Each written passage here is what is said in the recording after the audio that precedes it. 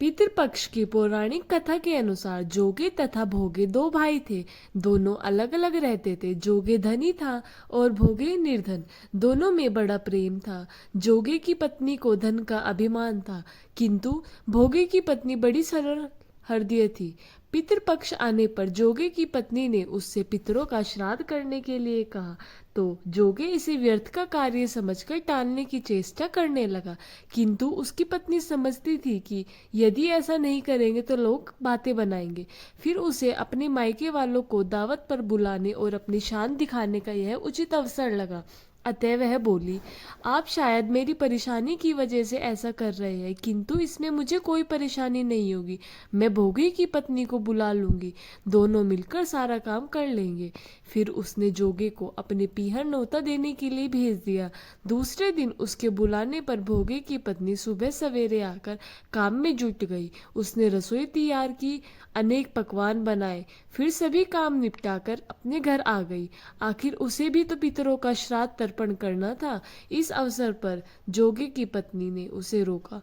वह ना रुकी। शीघ्र ही दोपहर हो गई। पितृभूमि पर उतरे जोगे भोगे के पितर पहले जोगे के यहाँ गए तो क्या देखते हैं कि उसके ससुराल वाले वहां भोजन में जुटे हैं। निराश होकर वे भोगे के यहाँ गए। वहां क्या था, मात्र पितरों के नाम पर अघियारी दे दी गई थी। पितरों ने उसकी राख चाटी और भूखे ही नदी के तट पर जा पहुंचे। थोड़ी देर में सारे पितर इकट्ठे हो गए और अपने अपने यहाँ के श्राद्धों की बड़ाई करने लगे। जोगे भोगे के पितरों ने भी अपनी आप बीती सुनाई। फिर वे सोचने लगे, अगर भोगे समर्थ होता तो शायद उन्हें भूखे ना रहना पड़ता, मगर भोगे के घर में तो 2 जून की रोटी भी खाने को नहीं है। यही सब सोचकर उन्हें भोगे पर दया आ गई। अचानक वे नाच नाच कर गाने लगे, भोगे के घर धन हो जाए, भोगे के घर धन हो जाए।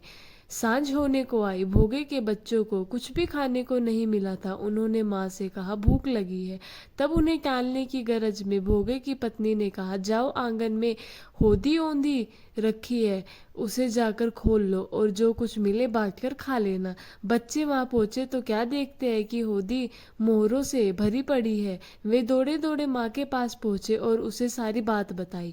आंगन में आकर भोगे की पत्नी ने यह सब कुछ देखा तो वह भी हैरान हो गई। इस प्रकार भोगे भी धनी हो गया, मगर धन पाकर वह घमंडी नहीं हुआ। दूसरे साल का पितृपक्ष आया। श्राद्ध के दिन भोगे की स्त्री ने 56 प्रकार के व्यंजन बनाए, ब्राह्मणों को बुलाकर श्राद्ध किया, भोजन कराया, दक्षिणा दी। जेठानी को सोने चांदी के बर्तन में भोजन कराया। इससे पितर बड़े प्रसन्न तथा तृप्त हुए। कथा अच्छी लगी तो वीडियो को लाइक करें और चैनल को सब्सक्राइब करें। और आप सभी को राधे राधे।